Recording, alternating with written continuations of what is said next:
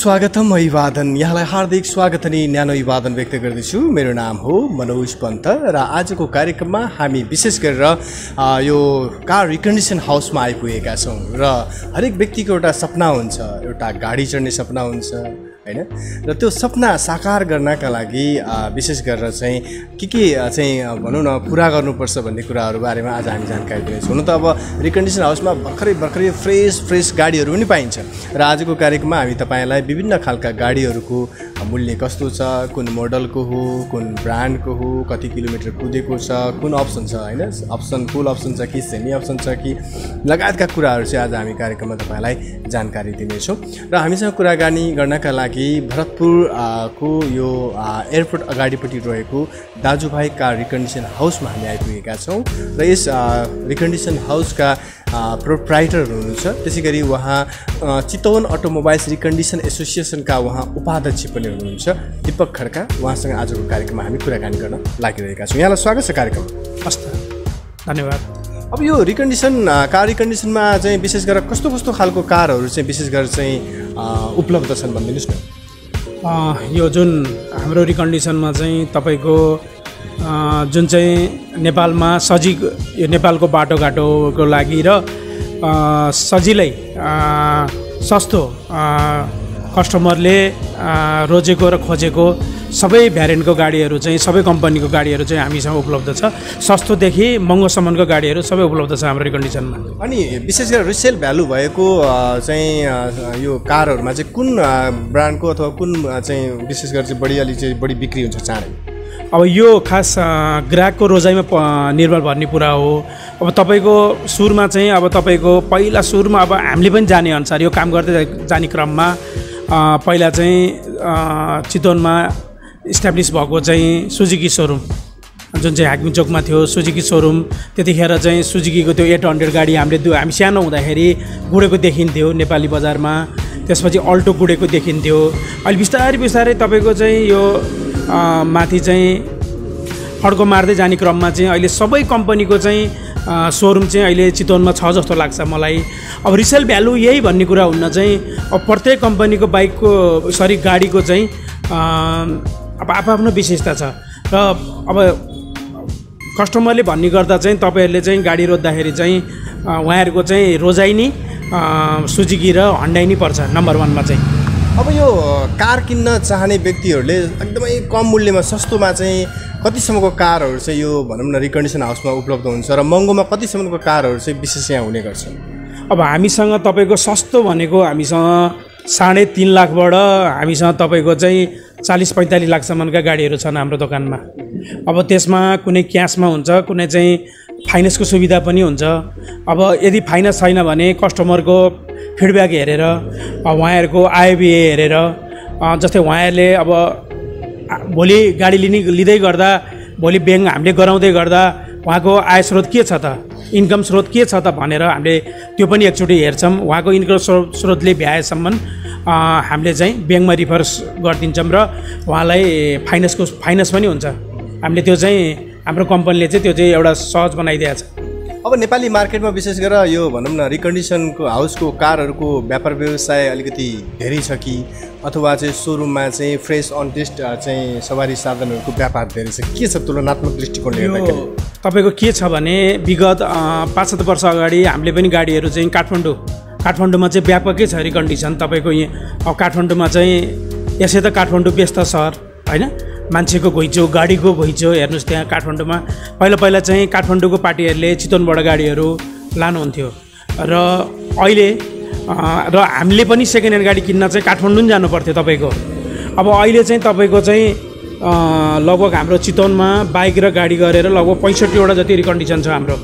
अब अहिले ग्राहकलाई तपाईँको छानी बाइकहरू गाडीहरू चाहिँ तपाईँको चाहिँ रोजी उहाँहरूको इच्छाअनुसार उहाँहरूको चाहनाअनुसार र उहाँहरूले रोजेको अनुसार गाडी चाहिँ छानी पाउनुहुन्छ र त्यसमा चाहिँ हामीले ग्यारेन्टी र वारेन्टी गरेर चाहिँ हामीले गाडी चाहिँ सेल गर्छौँ हामीले। अब विशेष गरेर यो रिकन्डिसन हाउसमा गएर कार किन्ने जति पनि व्यक्तिहरू आउनुहुन्छ नि उहाँहरूले चाहिँ खास के कुरामा चाहिँ विशेष ध्यान दिनुपर्छ जस्तो लाग्छ?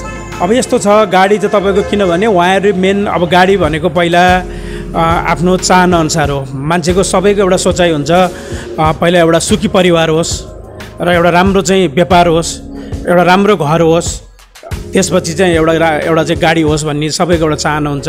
अब हाम्रो दोकानमा चाहिँ तपाईँको 3.5 लाखदेखि 40 लाखदेखि 45 लाखसम्मको 50 लाखसम्मको गाडी पाइन्छ। अब स्पेसल उहाँहरूले गाडी हेर्न आउँदाखेरि एउटा कोही जान्ने बुझ्नेलाई लिएर आउनुहुन्छ अथवा मिस्त्री बोकेर आउनुहुन्छ र हामीले पनि उहाँलाई चाहिँ पूर्ण रूपले दक्षता त अनुभवी हामीसँग टेक्निसियनहरू हुनुहुन्छ, मिस्त्रीहरू हुनुहुन्छ, उहाँहरूको रोबरमा राखेर उहाँहरूलाई गाडी यो गाडीले मार खाँचै खाँचैन, यो गाडी रिपेन्ट हो कि होइन, यो गाडी चाहिँ तपाईँको चाहिँ भोलि आएर चाहिँ प्रब्लम हुन्छ कि हुन्न भन्ने कुरा चाहिँ हामीले पूर्ण विश्वास दिलाएर चाहिँ ग्राहकलाई हामीले चाहिँ पूर्ण रूपले 100% सन्तुष्टि दिएर चाहिँ गाडी सेल गर्छौँ हामीले। जस्तो अब हामीले कुराकानी गरिरहँदाखेरि यो पछाडिपट्टि एउटा सेलेरो एक्स र यतापट्टि इको स्पोर्ट 4 को गाडी देखिराखेका छु। यो दुईटै गाडीको चाहिँ बारेमा बताइदिनुहोस् न, यो कुन मोडलको हो, कति प्राइसको, फाइनान्स के छ? अब यो गाडी खास यो रिकन्डिसन भन्ने साथ म यो पनि क्लियर गर्न चाहन्छु कि रिकन्डिसन भन्ने साथै गाडी चाहिँ त्यसलाई रिपेन्ट गरेर चाहिँ पुरानो गाडीलाई नयाँ बनाएर दिने भन्ने कुरा होइन। तपाईँले अहिले जुन फन्डमा देखिरहनु भएको छ यो निलो गाडी, यो गाडी तपाईँको 2019 मोडलको गाडी हो। यो 19 मोडल भनेको अहिले पनि तपाईँको सोरुममा 19 मोडलकै गाडीहरू तपाईँले पाउनुहुन्छ। यो लकडाउनले गर्दाखेरि चाहिँ न त 20 मोडलको गाडी आइसक्थ्यो, अहिले 19 मोडलकै गाडी पाउनुहुन्छ ग्राहकहरूले।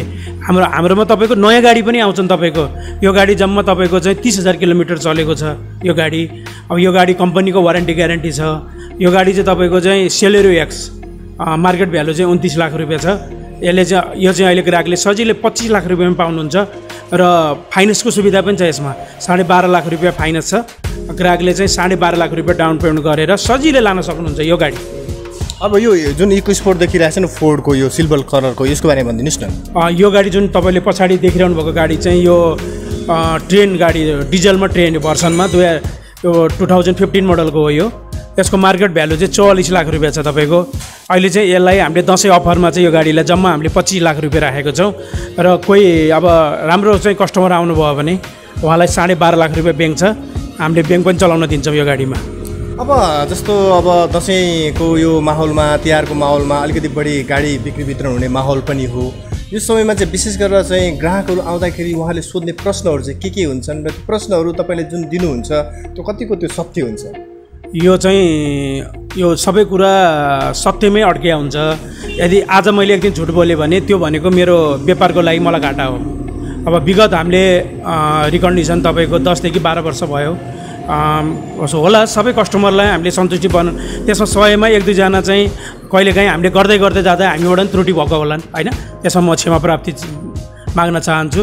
र हाम्रो रिकन्डिसनमा तपाईँ गाडी अथवा मोटरसाइकल खरिद गर्न आउनुभएको छ भने 100% सन्तुष्टि भएर आउनुहोस्, ग्राहक बनेर आउनुहोस् र साथीभाइ भनेर जानुहोस् र दाजुभाइ भनेर जानुहोस्। हाम्रो लोगै छ बोर्डमा दाजुभाइ भन्ने। त्यही भएर ग्राहकलाई हामीले ग्राहक होइन हामीले चाहिँ पछि पठाउने बेलामा चाहिँ दाजुभाइ भनेर चाहिँ एउटा सम्बन्ध राखेर पठाउँछौँ हामीले।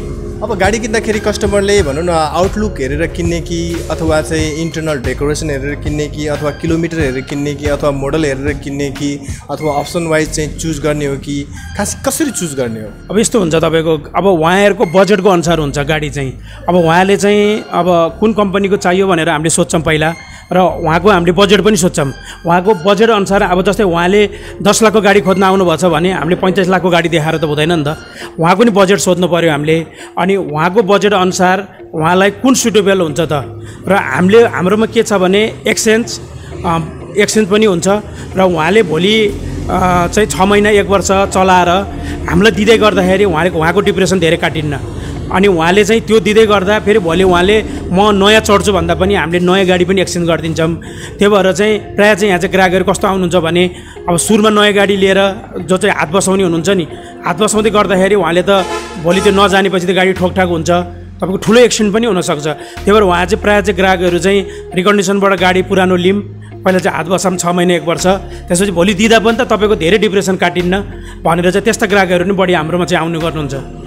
अब हामी कुराकानीको अन्त्यतिर आइपुगिसकेका छौँ र रिकन्डिसन हाउसमा गएर गाडीहरू हेर्ने अथवा त्यसलाई अलिकति टेस्ट ड्राइभ गर्ने खालको जुन ट्रेन्ड चलिरहेको छ, कस्टमरको प्रतिक्रिया चाहिँ कस्तो आइरहेको छ यो रिकन्डिसन हाउसमा हुने गाडीहरूप्रति चाहिँ? तपाईँको अहिले यो रिकन्डिसन मलाई एउटा गर्व पनि लाग्छ। जस विगत हामीले यो कार रिकन्डिसन लगभग गरे 4 वर्ष जति भयो। हामीले चाहिँ कहिलेकाहीँ बाटोघाटोमा हिँड्दाखेरि हामीले बेचेका गाडीहरू सरर गोड्या हुन्छन्। अनि मैले चाहिँ सोध्छु त्यहाँ पनि ग्राहकलाई के छ हजुरको, कस्तो छ, अनि उहाँहरूको प्रतिक्रिया एकदम तपाईँले राम्रो गाडी दिनुभएछ दिपकजी, तपाईँको दाजुभाइ रिकन्डिसनका टिमले, तपाईँहरूको चाहिँ यो दाजुभाइ रिकन्डिसनमा काम गर्ने स्टाफ, यो इन्टायर टिमले चाहिँ तपाईँहरूको चाहिँ बोलीचालीदेखि लिएर तपाईँहरूको गर्ने व्यवहार सबै राम्रो लाग्छ भनेर चाहिँ त्यस्ता फिडब्याकहरू पनि दिनुहुन्छ। अब जस हाम्रोमा कम्प्लेन छैन, तपाईँको म ढुक्क भएर दिन्छु र हामीले चाहिँ दसैँमा केही प्याकेजहरू पनि ल्याउने भन्ने कुरो भइरहेको छ। कस्टमरलाई के दिने त, गिफ्ट ह्याम्पर दिने कि अथवा क्यासै डिस्काउन्ट दिने भन्ने कुरो पनि आइरहेको छ। र अब यो जुन मलमासले गर्दाखेरि अलिकति हामी अहिले डिस्टर्बमा छौँ। यो 30 गतेसम्म मलमास रहेछ, मलमासपछि चाहिँ हाम्रो गाडीहरू बुकिङ पनि भइरहेको छ, हामीले बुकिङ पनि लिइरहेको छौँ। 1 गते घटस्थापना लगभग हाम्रो 3टा गाडी चाहिँ बुकिङमा छ। गाडी हाम्रो यो देखिरहनु भएको तपाईँले 18 मोडलको गाडी बुक छ, त्यो ग्रेनाइट 10 तपाईँको 17 को गाडी बुक छ, अनि त्यो ड्याटसन सेतो तपाईँको बुक छ त्यो गाडी पनि। यो चाहिँ हामीले घटस्थापना दिन डेलिभरी दिँदैछौँ हामीले। र त्यो सँगसँगै हामीले कस्टमरलाई पनि केही न केही दसैँ गिफ्ट ह्याम्पर पनि सँगसँगै दिउँ भन्ने कुरो चाहिँ हामीले एकदम यो सस्पेन्डमा राखेको छौँ। यो हुन्छ, हस्, यो कुराकानी, यो जानकारीको लागि तपाईँलाई धेरै धेरै धन्यवाद। हस् त, धन्यवाद।